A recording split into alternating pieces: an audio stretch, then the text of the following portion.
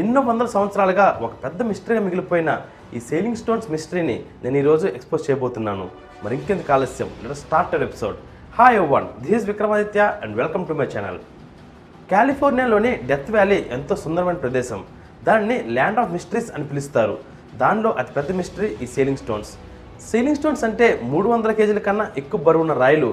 వాటంతటా అవే 700 అడుగుల కన్నా ఎక్కువ దూరం నేలపైన జరుగుతూ వెళ్ళిపోతాయి.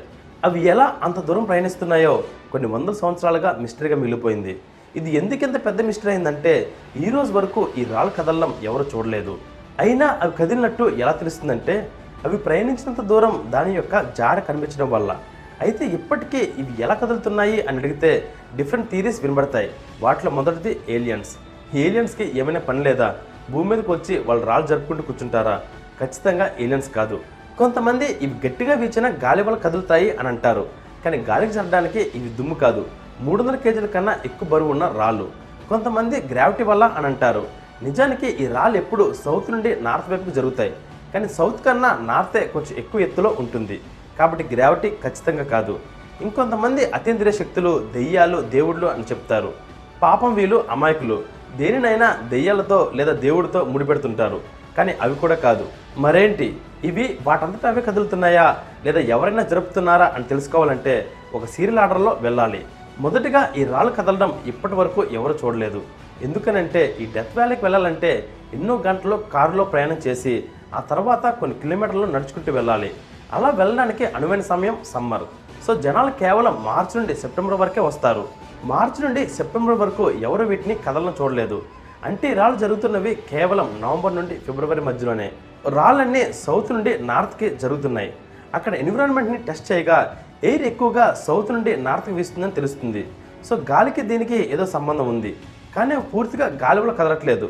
ఎందుకంటే ఇన్ని వందల కేజీల బరువున్న రాళ్ళని గాలి కదపలేదు. సో ఇంకేమి వీటిని కదుపుతుంది? ఫ్రెండ్స్, ఒక మోస్ట్ ఇంట్రెస్టింగ్ కథ చదివితే చాలు అది ఒక మనిషి జీవితాన్నే మార్చేస్తుందంటే మీరు నమ్ముతారా? కేవలం ఆ కథ మీ పిల్లలకి చదివి వినిపిస్తే చాలు వాళ్ళ జీవితానికి కావాల్సిన విలువలు నేర్చుకుంటారు అంటే మీరు నమ్ముతారా? మీరు జీవితంలో అనుభవిస్తున్నా లేక రాబోతున్నా ఎలాంటి సమస్యకైనా పరిష్కారం ఒక కథ చదివితే చాలు మీకు దొరుకుతుంది అంటే మీరు నమ్ముతారా? Yes, it's possible only with the greatest epic ever told in the history of mankind. It's the Mahabharata. ఈ కథ ఒక సూపర్ హిట్ మూవీ కన్నా 100 రెట్లు గొప్పగా ఉంటుంది. It's a challenge. విక్రమాదిత్య మాటలో రాసిన మహాభారతం పూర్తి కథ 2 భాగాలలో పుస్తకం ఇంకా ఈబుక్ రూపంలో అమెజాన్ ఇంకా 43 ఆన్లైన్ స్టోర్స్లో దొరుకుతుంది. ఈ పుస్తకం ప్రపంచవ్యాప్తంగా 54 భాషల్లో దొరుకుతుంది. లింక్స్ ఈ వీడియో కింద డిస్క్రిప్షన్లో ఇచ్చాను. వెంటనే ఆర్డర్ చేయండి. ఎందుకంటే ఇది కేవలం ఒక పుస్తకం మాత్రమే కాదు, ఇది నీ జీవితానికి కావాల్సిన గ్రంథాలయం. ఈ రాళ్ళు జరిగిన జాడల్ని పరిశీలిస్తే వాటి ఎడ్జెస్ షార్ప్గా కాకుండా సాఫ్ట్ అండ్ బ్లంట్గా ఉన్నాయి. అది ఎలాగంటే బంకమట్టిని చేత్తో పట్టుకొని పిసికితే ఎలా సాఫ్ట్గా వేల మధ్యలో నుండి వస్తుందో అలాంటి ఎడ్జెస్ ఉన్నాయి. కాబట్టి వీటి మూమెంట్స్లో నీరు కూడా ఇన్వాల్వ్ అయింది. మరి నీరుకి దీనికి ఉన్న సంబంధం ఏంటి? అయితే ఇక్కడ రాళ్ళన్నీ ఒకదానికి పక్కన మరొకటి ప్యారలల్గా జరుగుతున్నాయి, ఏదో రైలు ట్రాక్ లాగా. అలా ఎలా అన్నీ ఒకటి డైరెక్షన్లో జరుగుతున్నాయి? అన్నిటికన్నా పెద్ద మిస్టరీ ఏంటంటే అక్కడున్న అన్ని రాళ్ళు మూవ్ అవ్వట్లేదు, కేవలం కొన్ని రాళ్ళు మాత్రమే మూవ్ అవుతున్నాయి. అయితే అన్ని రాళ్ళు మూవ్ అవ్వాలి లేదా ఏవి మూవ్ అవ్వకూడదు. కొన్ని ఎందుకు మూవ్ అవుతున్నాయి? వీటికన్నా చిన్న రాళ్ళు కూడా కొన్ని ఉన్నాయి కానీ అవి మూవ్ అవ్వట్లేదు. సో సంథింగ్ స్పెషల్ ఏదో వీటిని జరుగుతుంది. అదేంటో ఇప్పుడు మీకు చెప్తాను. సో మనకు తెలుసు ఈ రాళ్ళు జరుగుతుంది నవంబర్ నుండి ఫిబ్రవరి మధ్యలోనే. అయితే అప్పుడు ఆ ప్రదేశంలో జరుగుతున్న పెద్ద మార్పు ఏంటంటే వర్షం పడడం. అది వింటర్ కావడం వల్ల పెద్ద పెద్ద వర్షాలు, రాత్రిపూట మంచు కురుస్తుంది. ఆ డెత్ వ్యాలీలో extreme heat and cold conditions ఉంటాయి. రాత్రి ఎంత చల్లగా ఉంటుందో పగలు అంత ఎండగా ఉంటుంది. రాత్రి పడిన వర్షం, మంచు అంతా కలిసి కొంచెం లోతు ప్రాంతమైన సౌత్లో ఒక చెరువులా ఏర్పడుతుంది. తర్వాత కొన్ని రోజులకి అక్కడున్న నీరంతా అత్యంత చల్లదనం వల్ల ఐస్లా గడ్డ కడుతుంది. ఆ ఐస్ అంతా ఈ సౌత్ పాండ్లో పెరిగిపోతుంది. ఆ చెరువు పైన సర్ఫేస్ అంతా 1 సెంటీమీటర్ వరకు ఐస్ లాగా గడ్డ కడుతుంది. ఇంత వర్షం పడినా ఎప్పుడూ ఈ రాళ్ళు కదలలేదు. ఎందుకంటే నీటికి గాలికి ఇంత పెద్ద రాళ్ళని జరగడం సాధ్యం కాదు. మరి రాళ్ళని జరుపుతుంది ఎవరు? అదే ఈ గడ్డ కట్టిన ఐస్. ఎప్పుడైతే ఎండ ఎక్కువగా వస్తుందో ఈ చెరువుకి మధ్యలో ఉన్న ఐస్ అంతా కరగడం మొదలవుతుంది. ఎలాగైతే భూమి మీద టెంపరేచర్ పెరిగితే సముద్రంలోని ఐస్ కరిగి భూమి మీదకి సునామీలా సముద్రపు నీరు వస్తుందో అలా ఈ సౌత్ పాండ్లో ఉన్న ఐస్ కరిగి ఆ నీరంతా నార్త్ వైపుకి మెల్లగా వరదలా వెళ్ళడం మొదలవుతుంది.